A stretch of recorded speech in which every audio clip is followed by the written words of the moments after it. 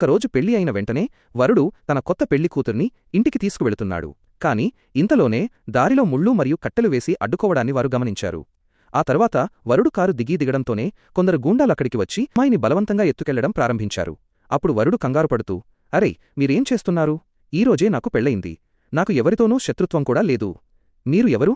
నా భార్యను ఎందుకు తీసుకువెళ్తున్నారు? అన్నాడు.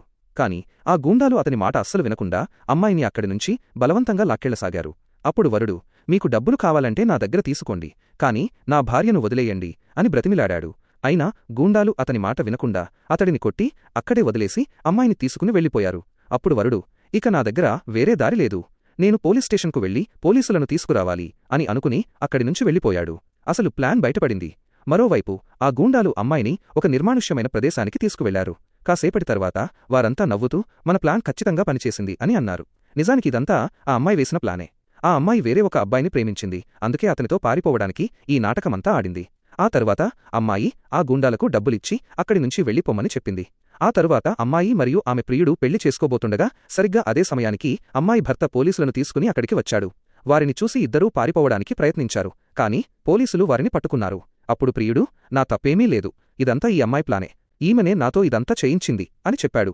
అప్పుడు అమ్మాయి భర్తతో, నేను నిన్ను పెళ్లి చేసుకోవాలనుకోలేదు, నేను ఈ అబ్బాయిని ప్రేమిస్తున్నాను, అందుకే నిన్ను వదిలేసి ఇతనితో పారిపోయి వచ్చాను అని అంది.